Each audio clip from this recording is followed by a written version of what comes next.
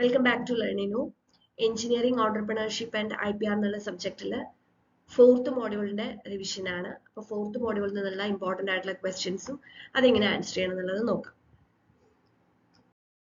Okay, first one, define the phases of prototype development. Prototype ഡെവലപ്മെന്റിന്റെ phases ഏതൊക്കെയാണെന്നാണ് question. So prototype development എന്ന് പറഞ്ഞു കഴിഞ്ഞാൽ നമ്മൾ ഒരു സ്റ്റാർട്ടപ്പ് ഒക്കെ ആണെന്നുണ്ടെങ്കിൽ നമ്മുടെ ഒരു ഐഡിയ എങ്ങനെ നമ്മൾ അതിനെ ഡെവലപ്പ് ചെയ്ത് കൊണ്ടുവരണം എന്നുള്ളതിന്റെ ഫേസസ് തന്നെയാണ് ഇവിടെ വരുന്നത്. അപ്പൊ ഫസ്റ്റ് നമ്മൾ അതിന്റെ ഒരു കോൺസെപ്റ്റ് ഡെവലപ്പ് ചെയ്തെടുക്കുക. അതായത് നമുക്കൊരു ഐഡിയ ഉണ്ടാവുമല്ലോ, അപ്പൊ അത് റിസർച്ചുകളൊക്കെ കണ്ടക്ട് ചെയ്ത് നമുക്കത് എങ്ങനെ ഒരു പ്രൊഡക്റ്റിലേക്ക് എത്തിക്കാം അല്ലെങ്കിൽ ഒരു സർവീസിലേക്ക് എത്തിക്കാം നമ്മുടെ ഐഡിയ എന്നുള്ളത് കൊണ്ടുവരാം. അതിനാവശ്യമായിട്ടുള്ള ഡിസൈനിങ്ങും പ്ലാനിങ്ങും കൊണ്ടുവരിക. ഇപ്പൊ ഡിസൈനിങ് ആൻഡ് പ്ലാനിങ് എന്ന് പറയുമ്പോൾ പ്രോഡക്റ്റ് ആകുമ്പോഴാണ് നമുക്ക് അതിൽ എന്തൊക്കെ മെറ്റീരിയൽസ് യൂസ് ചെയ്യണം, എന്തൊക്കെ മെഷീനറീസ് വേണം, എന്തൊക്കെ ടെക്നിക്കൽ സ്പെസിഫിക്കേഷൻസ് വേണം, അങ്ങനെ. ഇപ്പൊ സർവീസസ് ആണെങ്കിലും സർവീസിനെ സപ്പോർട്ട് ചെയ്യാൻ വേണ്ടി നമുക്ക് എന്തൊക്കെ വേണം അതൊക്കെ പ്ലാൻ ചെയ്യാം. പിന്നെ അതിൻ്റെതായിട്ടുള്ള ഒരു പ്രോട്ടോടൈപ്പ് എന്ന് പറഞ്ഞു കഴിഞ്ഞാൽ അതായത് ഫിസിക്കൽ ആയിട്ടോ അല്ലെങ്കിൽ ഡിജിറ്റൽ ആയിട്ടോ നമ്മുടെ പ്രൊഡക്റ്റിനെ ബിൽഡ് ചെയ്യാന്ന് അതാണ് ഉദ്ദേശിക്കുന്നത്. ഓക്കെ, പിന്നെ അതിന്റെ ടെസ്റ്റിംഗ്. പ്രോട്ടോടൈപ്പ് ഡെവലപ്പ് ചെയ്ത് കഴിഞ്ഞാൽ നമുക്കത് ടെസ്റ്റ് ചെയ്യാം. അതായത് നമ്മളൊരു കസ്റ്റമറിലേക്ക് എത്തുന്ന അല്ലെങ്കിൽ നമ്മൾ മാർക്കറ്റിലേക്ക് എത്തുന്നതിന് മുന്നേ നമുക്ക് അത് ടെസ്റ്റ് ചെയ്യുന്ന ഫേസ് ആണ് നമ്മൾ ഈ പ്രോട്ടോടൈപ്പ് ഡെവലപ്മെന്റിൽ വരുന്നത്. ഓക്കെ, അതായത് ഹ്യൂജ് ആയിട്ടുള്ള പ്രൊഡക്ഷനിലേക്ക് പോകുന്നതിന് മുന്നേ തന്നെ നമ്മളത് ടെസ്റ്റ് ചെയ്യും. ടെസ്റ്റ് ചെയ്തിട്ട് അതിൽ നമുക്ക് എന്തെങ്കിലും അതിൽ ഫീഡ്ബാക്ക് എടുത്തിട്ട് എന്തെങ്കിലും കൂടുതൽ നമ്മൾ അതിൽ റിഫൈൻ ചെയ്ത് ഡിസൈൻ മാറ്റുക അങ്ങനെ എന്തെങ്കിലുമൊക്കെ ചെയ്യണമെന്നുണ്ടെങ്കിൽ അത് ചെയ്യാം. അതിനുശേഷമാണ് ഫൈനലൈസ് ചെയ്തിട്ട് പ്രീ പ്രൊഡക്ഷൻ സ്റ്റേജിലേക്ക് എത്തുന്നത്. അപ്പൊ ഇത്രയും കാര്യങ്ങളാണ് പ്രോട്ടോടൈപ്പ് ഡെവലപ്മെന്റിൽ വരുന്നത്.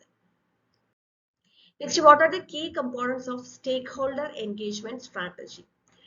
സ്റ്റേക്ക് ഹോൾഡർ എൻഗേജ്മെന്റ് സ്ട്രാറ്റജിയുടെ കീ കമ്പോണൻസ് എന്താണ്? അപ്പൊ സ്റ്റേക്ക് ഹോൾഡർ എൻഗേജ്മെന്റ് എന്ന് പറയുമ്പോൾ അതായത് ഇപ്പൊ നമ്മൾ ഒരു പ്രോജക്റ്റിലേക്ക് നമ്മൾ പോകുമ്പോൾ അതിൽ അഫക്റ്റഡ് ആവുന്ന അല്ലെങ്കിൽ അതിൽ ഇൻഫ്ലുവൻസ്ഡ് ആവുന്ന ഇൻഡിവിജ്വൽസ് അല്ലെങ്കിൽ ഗ്രൂപ്പായിട്ട് നമ്മൾ നടത്തുന്ന ഒരു കമ്മ്യൂണിക്കേഷൻ അല്ലെങ്കിൽ ഒരു കൊളാബറേഷനെയാണ് നമ്മൾ സ്റ്റേക്ക് ഹോൾഡർ എൻഗേജ്മെന്റ് സ്ട്രാറ്റജി എന്ന് പറയുന്നത്. അപ്പൊ അതിൽ നമുക്ക് ആരൊക്കെയാണ് നമ്മുടെ പ്രൊജക്റ്റിനെ ഇൻ ദ സെൻസ് നമ്മൾ ചെയ്യാൻ പോകുന്ന സ്റ്റാർട്ടപ്പ് അല്ലെങ്കിൽ ബിസിനസ്സിൽ അതിൽ ആരൊക്കെയാണ് അതിൽ ഇൻഫ്ലുവൻസ്ഡ് ആവുന്നത് അല്ലെങ്കിൽ ആരൊക്കെയാണ് അതിൽ അഫക്റ്റഡ് ആവുന്നത്, ആ സ്റ്റേക്ക് ഹോൾഡേഴ്സിനെ ഫസ്റ്റ് ഓഫ് ഓൾ അത് ഐഡന്റിഫൈ ചെയ്യാന്നുള്ളതാണ് ഫസ്റ്റ് സ്റ്റെപ്പ് എന്ന് പറയുന്നത്. ഓക്കെ, അതായത് ആരാണ് ആ സ്റ്റേക്ക് ഹോൾഡേഴ്സ് വരുന്നത്, അപ്പൊ അവരുടെ ഇൻട്രസ്റ്റ്, അവരുടെ ഇൻഫ്ലുവൻസ്, കാര്യങ്ങളൊക്കെ. അതിനുശേഷം നമുക്ക് കൃത്യമായിട്ട് ഒബ്ജക്റ്റീവ്സ് ഉണ്ടാവണം. ഓക്കെ, അതായത് സ്റ്റേക്ക് ഹോൾഡർ നമ്മൾ എൻഗേജ്മെന്റ് ചെയ്യുന്ന സമയം നമ്മൾ എന്താണ് അവിടെ എയിം ചെയ്യുന്നത്, ഓക്കെ, ആ ഒരു ഒബ്ജക്റ്റീവ് നമ്മൾ ക്ലിയർ ആക്കുക. ദെൻ ഒരു കമ്മ്യൂണിക്കേഷൻ പ്ലാൻ, എങ്ങനെയൊക്കെയാണ് കമ്മ്യൂണിക്കേഷൻ കൊണ്ടുവരേണ്ടത്, ത്രൂ മീറ്റിംഗ്സ് ആണോ, റിപ്പോർട്ട്സ് നമ്മൾ ഷെയർ ചെയ്യാണോ, ഡിസ്കഷൻസ് ആണോ, അത് ഏത് ഫ്രീക്വൻസിയിൽ നമ്മൾ ചെയ്യണം, ലൈക്ക് മന്ത്ലി ആണോ ചെയ്യേണ്ടത്, 2 months കൂടുമ്പോഴാണോ, വീക്ക്ലി ആണോ ചെയ്യേണ്ടത്, അങ്ങനെയുള്ള കാര്യങ്ങളൊക്കെ. പിന്നെ എൻഗേജ്മെന്റ് മെത്തേഡ്സും ഈ പറഞ്ഞതുപോലെ തന്നെ ഡിഫറെന്റ് മെത്തേഡ്സ് ഉണ്ടാവാം. നമുക്ക് പാനൽ ഡിസ്കഷൻസ് ഉണ്ടാവാം, പബ്ലിക് ഫോറംസ് ഉണ്ടാവാം, വർക്ക്ഷോപ്സ് ഉണ്ടാവാം, അങ്ങനെ ഡിഫറെന്റ് ടെക്നിക്സ് യൂസ് ചെയ്യാം. അതൊക്കെ നമുക്ക് ലിസ്റ്റ് ഔട്ട് ചെയ്യാം. അങ്ങനെ നമ്മൾ ചെയ്യുന്ന മെത്തേഡുകളുടെ ഫീഡ്ബാക്കുകൾ നമ്മൾ കണക്ട് ചെയ്യണം. ആ ഫീഡ്ബാക്സ് അല്ലെങ്കിൽ ആ ഫീഡ്ബാക്സും ഒക്കെ തന്നെ വളരെയധികം നമ്മൾ നെക്സ്റ്റ് സ്റ്റേജിലേക്ക് നമ്മളെ ഇൻഫ്ലുവൻസ് ചെയ്യുന്ന രീതിയിലുള്ളതായിരിക്കും. പിന്നെ കോൺഫ്ലിക്ട് റെസൊല്യൂഷനും റിസ്ക് മാനേജ്മെന്റും ആണ്. കാരണം എന്താണെങ്കിലും ഇതിനകത്ത് എല്ലാം നമ്മൾ പറയുന്നത് എല്ലാവരും എഗ്രി ചെയ്തോളണം എന്നില്ല, അല്ലെ? അപ്പോ അവിടെ നമ്മളിപ്പോ ഈ പറഞ്ഞതുപോലെ നമ്മള് ഡിസ്കഷൻസും കാര്യങ്ങളും ഒക്കെ ഉണ്ടാവുമ്പോൾ ഡിസഗ്രിമെന്റ് വരുന്ന സമയത്ത് അതിനെ നമ്മൾ എങ്ങനെ അതൊക്കെ റിസോൾവ് ചെയ്തെടുക്കാം, നല്ലൊരു പോസിറ്റീവ് റിലേഷൻഷിപ്പ് മെയിൻറ്റെയിൻ ചെയ്യാനായിട്ട്. അതിനുശേഷം പിന്നെ അതിന്റെ മോണിറ്ററിങ് ആൻഡ് ഇവാലുവേഷൻ. അപ്പൊ കൃത്യമായിട്ട് ആ പോയിന്റ്സ് നമ്മൾ കറക്റ്റ് ആയിട്ട് മനസ്സിലാക്കി വെക്കുക എന്നുള്ളതാണ്. ബാക്കിയുള്ളത് നമ്മൾ മനസ്സിലാക്കുന്ന കാര്യങ്ങൾ ഓൺവേർഡ്സിൽ എഴുതിയാലും മതി. Next, explain the role of testing in prototype development. Prototype ഡെവലപ്മെന്റിൽ ടെസ്റ്റിംഗിന്റെ ഇമ്പോർട്ടൻസ് എന്താണ്? ഇപ്പോൾ ഇത് മെയിൻ ആയിട്ട് വരുന്നത് നമ്മുടെ പ്രൊഡക്റ്റിലാണ്, സർവീസിലും ഉണ്ടാവും. അതായത് നമ്മളിപ്പോ എന്തെങ്കിലും ഒരു പ്രൊഡക്റ്റ് നമ്മൾ ചെയ്യണം എന്ന് വിചാരിച്ചു, നമ്മളത് പ്രോട്ടോടൈപ്പ് ഡെവലപ്പ് ചെയ്തു, അതിനുശേഷം നമ്മൾ ടെസ്റ്റ് ചെയ്യാം. അപ്പൊ ടെസ്റ്റ് ചെയ്യുമ്പോൾ നമ്മൾ ചിലപ്പോൾ സാമ്പിൾ എടുത്തിട്ടായിരിക്കും നമ്മൾ ടെസ്റ്റ് ചെയ്യുക. ഇപ്പൊ സർവീസിലാണെങ്കിൽ നമുക്ക് കുറച്ച് സാമ്പിൾസ് നമ്മൾ കളക്ട് ചെയ്തിട്ട് അല്ലെങ്കിൽ നമ്മൾ കുറച്ച് പേരെ ഐഡന്റിഫൈ ചെയ്തിട്ട് അവരുടെ ഇൻഫർമേഷൻ അല്ലെങ്കിൽ ആ ഡാറ്റ യൂസ് ചെയ്തിട്ട് നമുക്ക് ചെയ്യാൻ പറ്റും. അപ്പൊ ഇതിന്റെ കാര്യം എന്താന്ന് വെച്ച് കഴിഞ്ഞാല് നമ്മള് എന്തെങ്കിലും ഡ്രോബാക്സ് നമുക്ക് ഉണ്ടെങ്കിൽ അതൊക്കെ നമുക്ക് പരിഹരിക്കാനുള്ള ഒരു വഴിയാണ് ഈ ടെസ്റ്റിങ്ങും അതിനുശേഷമുള്ള അതിന്റെ റിഫൈൻമെന്റ് എന്ന് പറയുന്നത്. അപ്പൊ നമ്മുടെ പ്രൊഡക്റ്റിനോ സർവീസിനോ എന്തെങ്കിലും ലിമിറ്റേഷൻസ് ഉണ്ടെങ്കിൽ നമുക്ക് ആ സ്റ്റേജിൽ അത് ഐഡന്റിഫൈ ചെയ്യാൻ പറ്റും. അതേപോലെ തന്നെ അതിന്റെ ഓപ്പറേഷണൽ ആയിട്ടുള്ള കാര്യങ്ങൾ കറക്റ്റ് ആയിട്ടാണോ അത് വർക്ക് ചെയ്യുന്നത്, അതിന്റെ ടെക്നിക്കൽ സൈഡ് ആണെന്നുണ്ടെങ്കിലും ഒക്കെ ഫങ്ഷണൽ സൈഡ് ആണെങ്കിലും ഒക്കെ കറക്റ്റ് ആയിട്ടാണോ എന്നുള്ളത് മനസ്സിലാക്കാൻ പറ്റും. യൂസർ എക്സ്പീരിയൻസ് ഇംപ്രൂവ് ചെയ്യാം. കാരണം നമ്മളിപ്പോൾ ടെസ്റ്റ് ചെയ്യുന്ന സമയത്ത് നമ്മൾ കുറച്ച് പേരെ ഐഡന്റിഫൈ ചെയ്തിട്ടായിരിക്കും ചെയ്യുന്നത്. അപ്പോൾ അത് തന്നെ ഡിഫറെന്റ് കാറ്റഗറിയിലുള്ളവരെയായിരിക്കും നമ്മൾ എടുക്കുന്നത്. ഇപ്പൊ പ്രൊഡക്റ്റിന്റെ കേസ് ആണെങ്കിലും സർവീസിന്റെ കേസ് ആണെങ്കിലും എല്ലാം ഒരേ ടൈപ്പ് ഓഫ് എന്താ പറയാ കസ്റ്റമേഴ്സ് എന്നുള്ളതല്ല, ടെസ്റ്റ് ചെയ്യാനായിട്ട് നമ്മൾ തിരഞ്ഞെടുക്കുന്ന ഇപ്പൊ പ്രൊഡക്റ്റിന്റെ കേസിലാണെങ്കിലും സർവീസിന്റെ കേസിലാണെങ്കിലും അത് പല ഡിഫറെന്റ് കാറ്റഗറിയിലുള്ളവരായിരിക്കും. അപ്പൊ നമുക്ക് എന്താന്ന് വെച്ച് കഴിഞ്ഞാൽ ഓരോരുത്തരുടെയും ഫീഡ്ബാക്കിനനുസരിച്ച് കാരണം പിന്നെ അത് പോകുന്നത് ഒരു പബ്ലിക് മാർക്കറ്റിലേക്കാണ്. അപ്പോൾ ഓരോരുത്തരുടെയും എക്സ്പെക്ടേഷൻസ് ഡിഫറെന്റ് ആയിരിക്കും അല്ലെ. അപ്പൊ അത് മനസ്സിലാക്കിയിട്ട് കുറച്ചുകൂടെ നല്ല യൂസർ എക്സ്പീരിയൻസ് കൊണ്ടുവരാൻ പറ്റും. കുറച്ചുകൂടെ റിസ്ക് നമുക്ക് റെഡ്യൂസ് ചെയ്യാനായിട്ട് സാധിക്കും. കുറച്ചുകൂടെ റിലയബിൾ ആയിട്ട് നമുക്ക് നമ്മുടെ പ്രൊഡക്റ്റിനെ സർവീസിനെ കൊണ്ടുവരാനായിട്ട് സാധിക്കും എന്നുള്ളതാണ്. പോയിന്റ്സ് നോട്ട് ചെയ്തിട്ട് എഴുതാം. Next, how can iterative development improve A prototype? Iterative development എന്ന് പറഞ്ഞു കഴിഞ്ഞാൽ it is like A cycle of feedback and testing. നമ്മളിപ്പോൾ നേരത്തെ ക്വസ്റ്റ്യനിൽ പറഞ്ഞതിന്റെ ഒരു കണ്ടിന്യൂവേഷൻ ആയിട്ട് നമുക്ക് എടുക്കാം. നമ്മൾ ടെസ്റ്റ് ചെയ്യുന്നു, ടെസ്റ്റ് ചെയ്ത് നമ്മൾ അതിന് ഫീഡ്ബാക്ക് എടുക്കുന്നു, ഫീഡ്ബാക്ക് എടുത്ത് നമ്മൾ എന്തൊക്കെ കാര്യങ്ങളാണോ നമ്മൾ ലിമിറ്റേഷൻസ് അല്ലെങ്കിൽ ഡ്രോബാക്സ് വന്നത് അത് വീണ്ടും റിഫൈൻ ചെയ്യുന്നു, വീണ്ടും അത് ടെസ്റ്റ് ചെയ്യുന്നു. ആ ഒരു പ്രോസസ് ആണ് ഉദ്ദേശിക്കുന്നത്. അപ്പൊ അവിടെ എന്താന്ന് വെച്ച് കഴിഞ്ഞാൽ ഒരു പ്രോഗ്രസീവ് ആയിട്ടുള്ള റിഫൈൻമെന്റ്.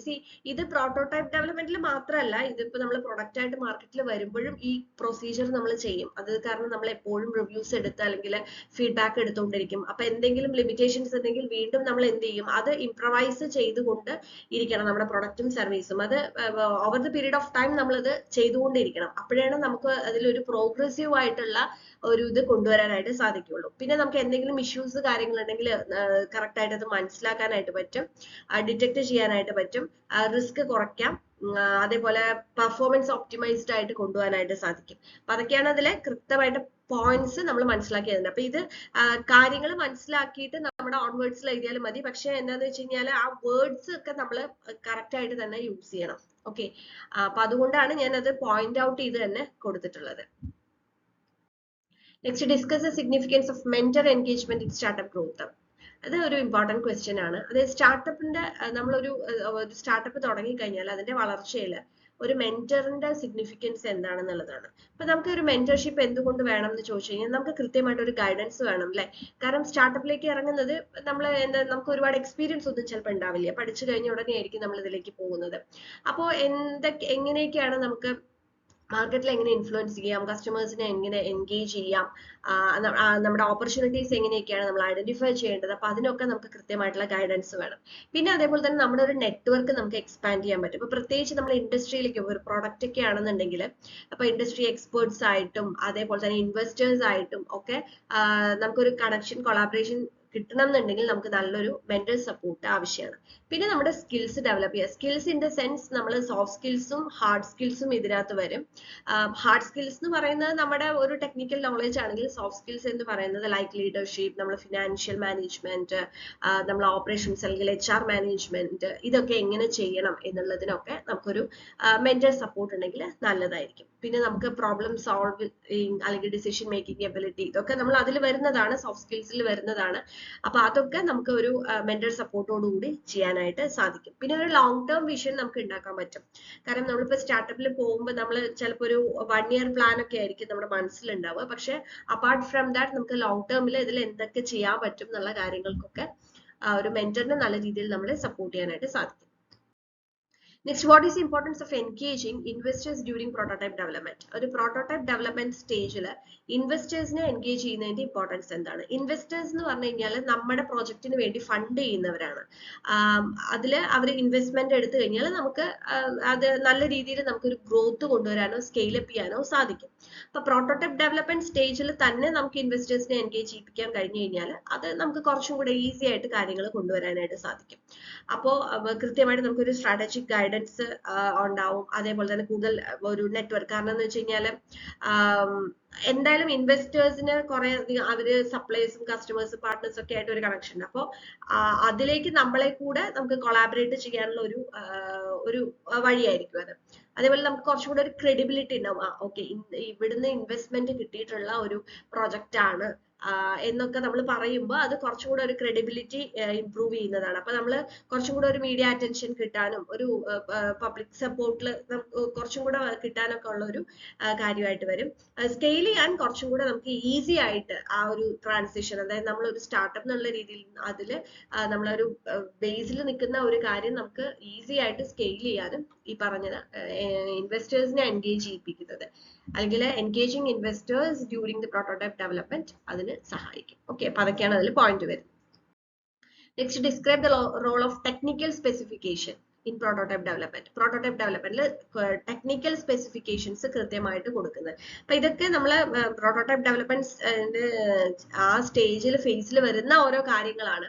അപ്പൊ ടെക്നിക്കൽ സ്പെസിഫിക്കേഷൻസ് ഇതിൽ ഞാൻ നേരത്തെ പറഞ്ഞതുപോലെ തന്നെ പ്രൊഡക്റ്റ് ആണെങ്കിലും സർവീസ് ആണെങ്കിലും അതിൽ കൃത്യമായിട്ട് ക്ലാരിറ്റി ഉണ്ടാവണം. ഓക്കെ, അപ്പൊ നമ്മൾ യൂസ് ചെയ്യേണ്ട മെറ്റീരിയൽസ് എന്തൊക്കെയാണ്, റോ മെറ്റീരിയൽസ് എന്തൊക്കെയാണ്, അതിന്റെ പ്രത്യേകിച്ച് പ്രൊഡക്റ്റ് ആണെങ്കിൽ അതിന്റെ ഡയമെൻഷൻസ് എന്തൊക്കെയാണ്, അതിലെ കമ്പോണൻസ് എന്തൊക്കെ യൂസ് ചെയ്യണം, അതിന്റെ ടോളറൻസ് എങ്ങനെയാണ് എന്നുള്ളതൊക്കെ കൃത്യമായിട്ട് നോട്ട് ചെയ്യണം. അതിന്റെ ഫംഗ്ഷനാലിറ്റി അതിൽ അപ്പൊ അതിലെ ഓപ്പറേഷണൽ റിക്വയർമെന്റ്സ് എന്തൊക്കെയാണ്, ഇത് സ്റ്റാൻഡേർഡ്സ് എന്തൊക്കെയാണ്, ടെക്നിക്കൽ കൺസ്ട്രെയിൻസ് എന്തൊക്കെയാണ് വരുന്നത്, അതിന്റെ ഫീസിബിലിറ്റി എന്താണ്, കോസ്റ്റ് എഫക്റ്റീവ് ആണോ. ഇപ്പൊ നമ്മൾ ഒരു പ്രൊഡക്റ്റ് നമ്മൾ കൊണ്ടുവരുന്നു, ആ പ്രൊഡക്റ്റ് നമ്മൾ ഒരു ഡെയിലി യൂസിനുള്ള ഒരു പ്രൊഡക്റ്റ് ആണ്, പക്ഷെ അത് വളരെ ഹൈ കോസ്റ്റിലാണ് നമുക്ക് മാനുഫാക്ചർ ചെയ്യാൻ പറ്റുള്ളൂ എന്നുണ്ടെങ്കിൽ നമുക്ക് ഈസി ആയിട്ട് മാർക്കറ്റിലേക്ക് കൊണ്ടുവരാൻ പറ്റില്ല.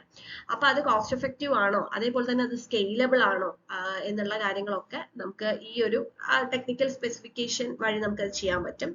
ടെസ്റ്റ് ചെയ്യാനും അതുപോലെ വാലിഡേറ്റ് ചെയ്യാനും ഇപ്പൊ കൃത്യമായിട്ട് നമുക്ക് ഒരു സ്റ്റാൻഡേർഡൈസ്ഡ് ആയിട്ട് നമുക്ക് കാര്യങ്ങൾ ചെയ്യാൻ പറ്റും. പിന്നെ അതേപോലെ തന്നെ കൊളാബറേഷൻ ആൻഡ് കമ്മ്യൂണിക്കേഷൻ, ലൈക്ക് ഇപ്പൊ നമുക്ക് എഞ്ചിനീയറിംഗ് ഡിപ്പാർട്ട്മെന്റ് ഉണ്ടാവും, ഡിസൈനിങ് ഡിപ്പാർട്ട്മെന്റ് ഉണ്ടാവും, മാനുഫാക്ചറിംഗ് ഡിപ്പാർട്ട്മെന്റ് ഉണ്ടാവും. അപ്പൊ അവരെ ഒക്കെ നമ്മൾ കൊളാബറേറ്റ് ചെയ്യണം എന്നുണ്ടെങ്കിൽ ഈ ടെക്നിക്കൽ സ്പെസിഫിക്കേഷൻസ് കൃത്യമായിട്ട് നമ്മൾ കൊടുത്തു കഴിഞ്ഞാൽ, കാരണം ഇപ്പോ ഒരു ഡിപ്പാർട്ട്മെന്റ് ഫസ്റ്റ് ഇപ്പൊ ഡിസൈൻ ചെയ്യുന്നവരും മാനുഫാക്ചർ ചെയ്യുന്നവരും തമ്മിൽ ഒരു കൊളാബറേഷൻ ഉണ്ടാവണം. അത് കറക്റ്റ് ആയിട്ട് സിങ്കിൽ പോയാലാണ് പ്രോഡക്റ്റ് നമ്മൾ വിചാരിക്കണ പോലെ വരുള്ളൂ. അപ്പൊ ഈ പറഞ്ഞ സ്പെസിഫിക്കേഷൻസ് നമ്മളിപ്പോ ഇത്ര മെറ്റീരിയൽ ഇത്ര ഡയമെൻഷനിൽ വേണം ഇത് ചെയ്യാനായിട്ട്, അപ്പൊ അത് ഡിസൈൻ ചെയ്യുമ്പോൾ തന്നെ നമുക്ക് അതിനൊരു കൃത്യത ഉണ്ടെങ്കിൽ അതായിരിക്കും ഏതിലേക്ക് പോകുന്നത്, ആ ഡിസൈൻ ആയിരിക്കും മാനുഫാക്ചറിംഗ് യൂണിറ്റിലേക്ക് പോകുന്നത്. അപ്പൊ അത് കൃത്യമായിട്ട് സിങ്ക് ചെയ്തിട്ട് പ്രൊഡക്റ്റ് എഫിഷ്യന്റ് ആയിട്ട് വരണം എന്നുണ്ടെങ്കിൽ ടെക്നിക്കൽ സ്പെസിഫിക്കേഷന് കൃത്യമായിട്ട് തന്നെ അതിൽ കൊടുത്തിട്ടുണ്ടാവണം. അപ്പൊ അതൊക്കെയാണ് അതിന്റെ കാര്യങ്ങൾ. Next, discuss method for engaging stakeholders during product development. ഇത് ഓൾറെഡി നമ്മൾ വേറൊരു ക്വസ്റ്റ്യനിൽ പറഞ്ഞു തന്നെയാണ്, സെയിം തന്നെയാണ്. സ്റ്റേക്ക് ഹോൾഡർ എൻഗേജ്മെന്റ് പ്രൊഡക്റ്റ് ഡെവലപ്മെന്റിൽ എന്തൊക്കെ വരുന്നു എന്നുള്ളതാണ്. അതിലും ഈ പറഞ്ഞ കാര്യങ്ങളൊക്കെ തന്നെയാണ്. Regular communication, collaborative workshops, survey, എന്തൊക്കെ മെത്തേഡ് ആണെന്നാണ് ചോദിക്കുന്നത്. ഓക്കെ, അപ്പൊ സർവേസ് നടത്താം, prototype testing, engagement, advisory panel, focus group, social media, online forum വഴി, അതുപോലെ പോസ്റ്റ് ലോഞ്ച് ഫോളോ അപ്സ്. അത് ഓരോ മെത്തേഡ്സിന്റെ പേരായിട്ട് കൊടുത്തിരിക്കുകയാണ്. സ്റ്റേക്ക് ഹോൾഡർ എൻഗേജ്മെന്റിൽ നമുക്ക് ഇന്ന വഴികളിലൂടെയൊക്കെ നമുക്കിത് ചെയ്യാൻ പറ്റും. പിന്നെ ഇതിൽ ഇങ്ങനത്തെ ക്വസ്റ്റ്യൻസ് ഒക്കെ വരുമ്പോൾ നമ്മൾ മാർക്കിനനുസരിച്ചിട്ട് നമ്മൾ പോയിന്റ്സ് എഴുതുക. ചെറിയ മാർക്കിനുള്ളതാണെങ്കിൽ ജസ്റ്റ് സ്പെസിഫൈ ചെയ്താൽ മാത്രം മതി.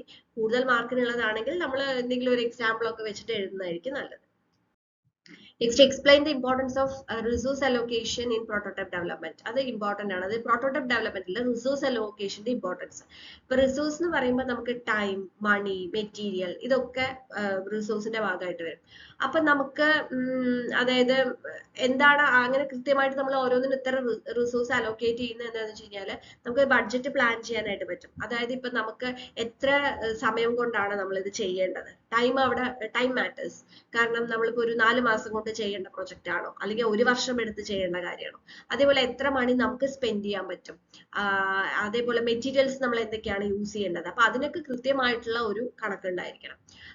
അപ്പോൾ എഫക്റ്റീവ് ആയിട്ട് നമുക്ക് ടൈം മാനേജ് ചെയ്യാനായിട്ട് പറ്റും, ക്വാളിറ്റി കൃത്യമായിട്ട് നമുക്ക് എഷ്വർ ചെയ്യാനായിട്ട് പറ്റും, റിസ്ക് കുറയ്ക്കും, പിന്നെ സ്കെയിലബിലിറ്റി, ടീം പ്രൊഡക്ടിവിറ്റി, അതൊക്കെ അതിന്റെ ഭാഗമായിട്ട് വരുന്നതാണ്. അപ്പൊ റിസോഴ്സ് അലോക്കേഷൻ എന്ന് പറഞ്ഞാൽ റിസോഴ്സിൽ മെയിൻ ആയിട്ട് ഇത് ടൈം, മണി ആൻഡ് മെറ്റീരിയൽ, അതേപോലെ തന്നെ നമ്മൾ ഇതൊക്കെ എങ്ങനെയാണ് ഇത് പ്ലാനിങ്ങിലും കൂടെ വരുന്ന കാര്യമാണ് റിസോഴ്സ് അലോക്കേഷൻ എന്ന് പറയുന്നത്. അതിന്റെ ഇമ്പോർട്ടൻസ് എന്താണെന്നുള്ളതാണ് പറഞ്ഞത്. Next discuss how feedback from partners and customers can refine a prototype. പ്രോട്ടോടൈപ്പില് പാർട്ട്നേഴ്സിന്റെയും കസ്റ്റമേഴ്സിന്റെയും ഫീഡ്ബാക്ക് എങ്ങനെ പ്രോട്ടോടൈപ്പ് റിഫൈൻ ചെയ്യാനായിട്ട് ഹെൽപ്പ് ചെയ്യുന്നു, അല്ലെങ്കിൽ എങ്ങനെയാണ് ആ ഫീഡ്ബാക്ക് എങ്ങനെയാണ് നമുക്ക് ഈ ഒരു പ്രോട്ടോടൈപ്പ് റിഫൈൻമെന്റ് ഹെൽപ്പ് ചെയ്യുന്നതെന്നാണ് പറയുന്നത്.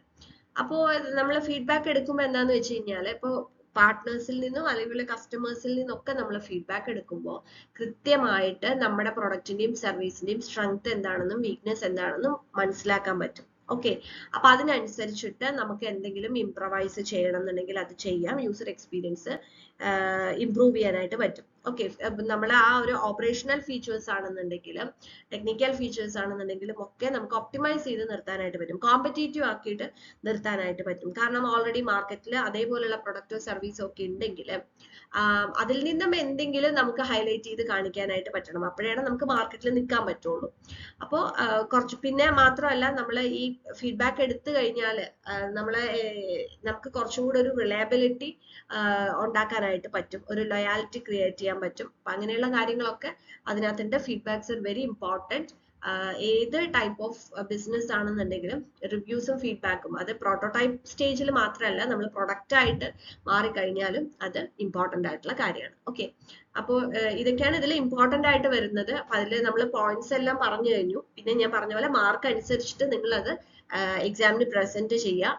ഇതുപോലെയുള്ള ക്വസ്റ്റ്യൻസ് മാത്രമല്ല, കേസ് ബേസ്ഡ് ആയിട്ടുള്ള ക്വസ്റ്റ്യൻസ് ചോദിക്കും. അപ്പൊ കേസ് ബേസ്ഡ് ആയിട്ടുള്ള ക്വസ്റ്റ്യൻസ് ചോദിക്കുന്ന സമയത്ത് നമ്മൾ കൃത്യമായിട്ട് അതിൽ എങ്ങനെ അത് ആൻസർ ചെയ്യണം, നമ്മൾ പഠിച്ചിട്ടുള്ള തിയറി എങ്ങനെ ആ സിറ്റുവേഷൻ വൈസ് അപ്ലൈ ചെയ്യണം എന്നുള്ളത് നോക്കിയിട്ട് തന്നെ ആൻസർ ചെയ്യാനായിട്ട് ശ്രദ്ധിക്കുക. Okay, thank you.